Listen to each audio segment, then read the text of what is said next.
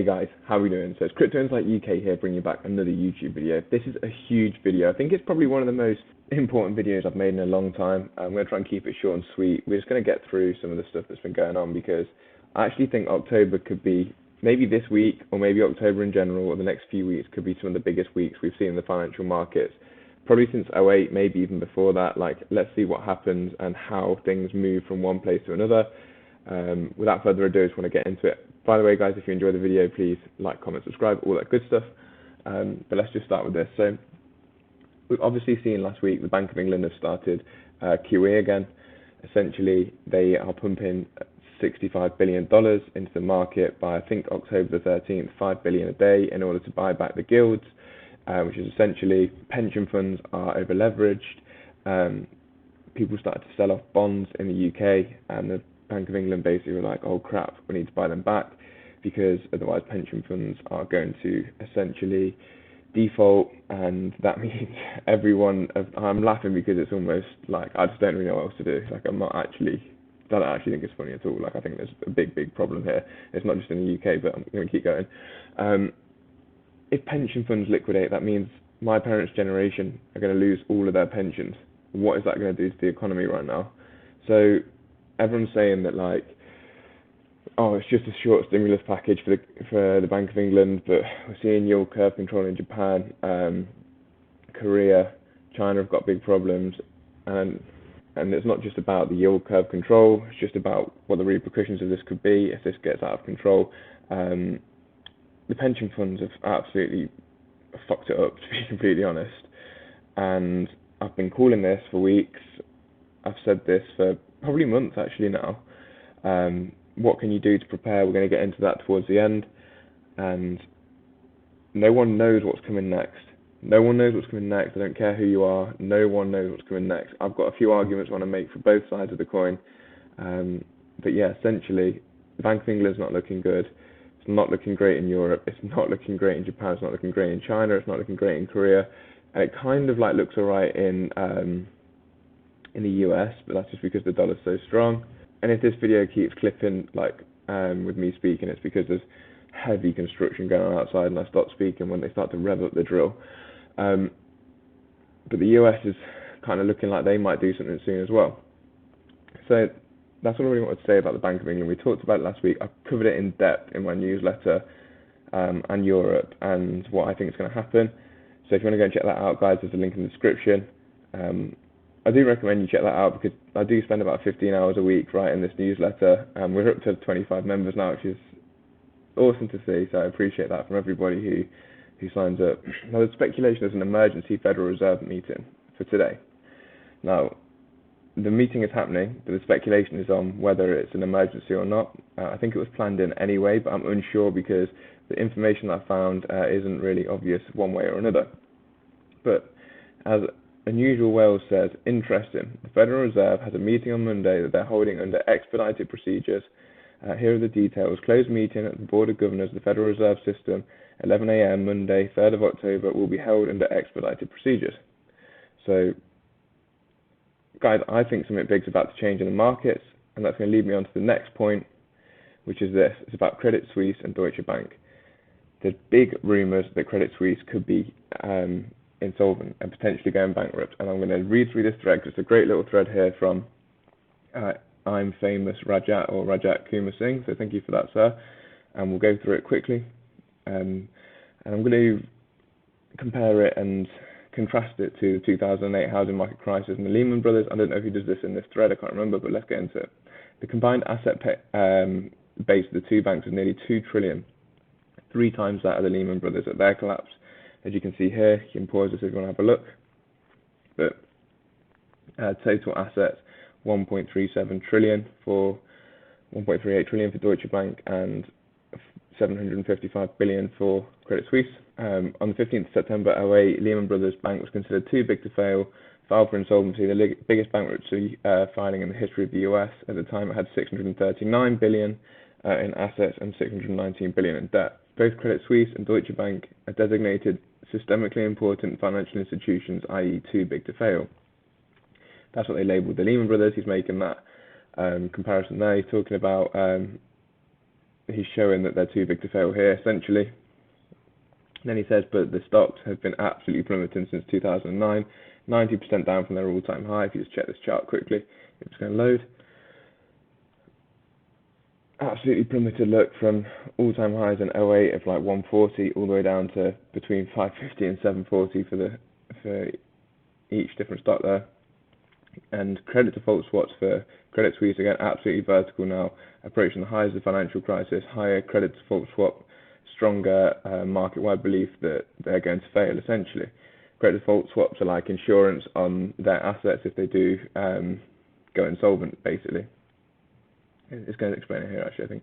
A CDS derivative that allows investors to swap or offset their credit risk with another investor to swap risk of default. The lender buys CDS from another investor who agrees to reimburse if the borrower defaults. What does this mean in layman's terms? If the bank can't pay off their debts, they become insolvent, they have to sell their assets. If the price of these assets fall below a certain level, other banks too will have to start selling to avoid forceful margin calls in those positions. This is a massive deleveraging event that will create a domino effect due to mass selling economic crisis that will spread from one market region of the world, otherwise known as a contagion. Though there's a good chance the German government will go all out to save Deutsche Bank because it's the biggest bank in Germany, the size of the bailout is a matter of concern. 1.5 trillion there and 800 billion for Credit Suisse. No one really knows what will happen, but when it does, it will be extremely brutal. It's a ticking time bomb.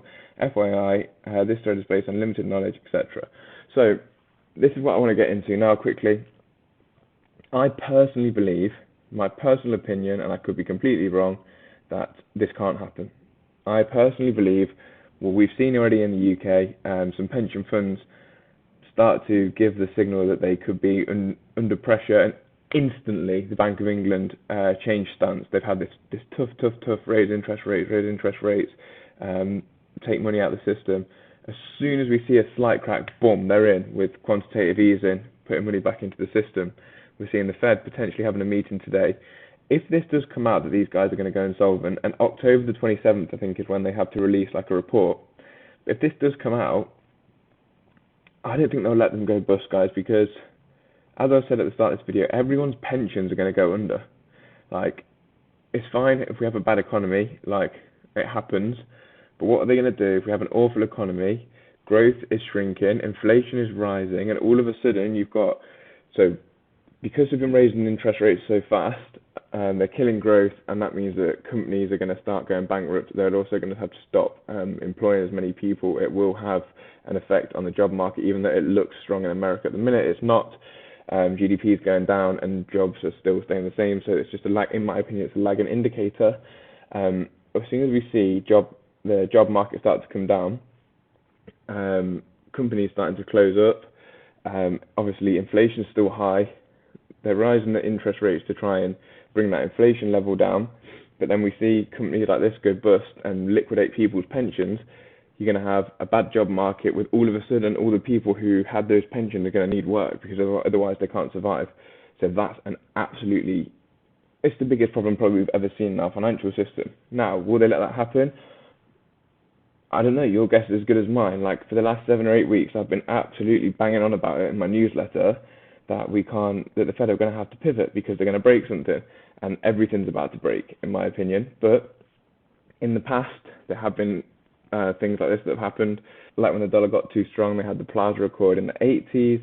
In 2008, they did let the Lehman Brothers bank collapse, but they did bail out basically all the other banks. So what they'll do here, I honestly do not know. This is what I'm saying, but I don't think it's going to be as big of a catastrophe as everyone thinks. Debt levels are too high around the world. If they start letting things break, the whole thing is coming down. So I honestly don't think that it can happen. I think debt in the world is too high right now. America's sitting at like 30 trillion. Obviously, the balance sheets are huge on all of these like central banks around the world. If they start like selling off assets, the assets start becoming liabilities. We've got such a big problem that the whole world's just going to go kaput. And I don't think they can let it happen. And I don't know how they solve it. I think there are a few options. They can come together, obviously, and keep bailing people out. It's going to make inflation go through the roof, but that should make asset prices go up in turn. Or they can reset. And I think we'll probably have a reset. I honestly do think that's what's coming. I don't think it will be an overnight thing. I think they need to realise what's going on. probably start with pumping some money back into the system and a bit of inflation, and then they reset. That's what I would think. But how the reset happens, what happens specifically, who knows? Obviously, we as XRP holders hope that XRP is going to be integrated in the new reset, after the reset in the new system. But the dollar, I think, needs to turn a corner first. It will start to come back down in terms of dollar strength, because the Fed are going to have to do something. They're going to have to inject some liquidity somewhere, or they're going to have to step in with the IMF, BIS, whoever it might be, and come up with some sort of plan. That's my thought on this matter.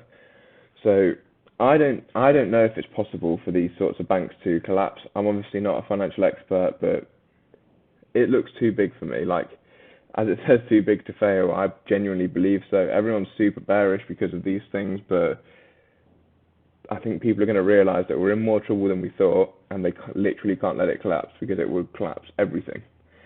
And at a time where we're literally at war, this is not what you want to be happening with your economy.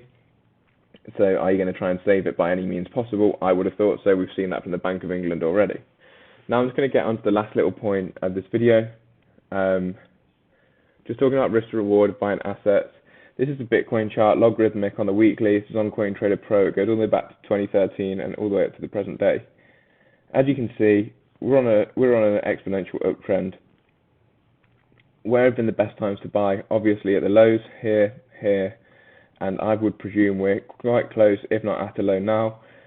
Some reasons people say we're not at a low is because from the all-time highs in the past, such as 2013 or 2014's high to the low was 85%. If we look at the same from 2017, from the high to the low, again, it's like 84%. If you look at 2021's high down to the low where we're at now, it's only 71%. So people presume we've got another 10 or so percent to drop, bringing us down to that 12 to 16k range. However, my argument for this is, I have something that I just wanted to throw into the pot. If we look at the breakout rise to the top from the 2014 to 2017 run, it's 1,500%. If we look at that from the 2021 run, it's only 257%. So that suggests to me that either the percentages are decreasing, and you were like as in of uptrend and probably drawdown. So you could presume that the drawdown may not be as big, or you could maybe presume that we haven't finished the uptrend yet. Either way, I think that there's arguments for both sides of the coin. So if we're a 70% drawdown, I still think that's a decent time to have a look at taking some positions. If all this happens in the financial markets, yes, we could drop, but we could quite easily rise. If the Fed or anyone else starts pumping money back into the system, asset prices will go nuts. We already know that because we saw it happen after C19 here. As soon as they started putting money into the system, Bitcoin rose from absolute lows. Let's just go not from the absolute bottom. It rose like 1,000%. That's a 10x. I'm not saying that's going to happen again. I'm just saying it's possible. And finally, for all your XRP holders out there and lovers, this is what we've been waiting for. XRP is broken out against some trends. I'm not going to show you the Bitcoin Ethereum charts. I have covered them in previous videos, but I just want to show you for XRP, for example. I was talking about this the other day to a client. It serves long periods of accumulation, so that's 1,190 days, and it's longer now, this accumulation period, than it was before. We're at 1,715 days, and then it has explosive upside for a very short amount of time. So in this example, in 91 days, we raised 7,000%, or if we go right to the end, in about a year, we do 71,000%. That's from the kind of from the lows. So if we go from the lows here, where does 7,000% take us? 7,000% takes us to $24, and 70,000% takes us to $240. Now, I'm not here to tell you that we are or not going to do that. I'm just here to tell you that that's possible, and that's what's happened in the past. We have long periods of accumulation and short periods of breakout. So hold your horses, stack your sats, stack your assets, hold some cash on the side, because if we do crash, you want to have an insurance blanket. But don't be footed out of the market because everyone's scared that we're going to come lower. That's my personal opinion. I hope you enjoyed the video, guys. Sorry if you heard any construction in the background, the noise quality. I'm moving places in like 5 days, so hopefully it'll be much better then. If you did enjoy, please let me know and check out the newsletter. It's in the description. Peace up, A-Town down.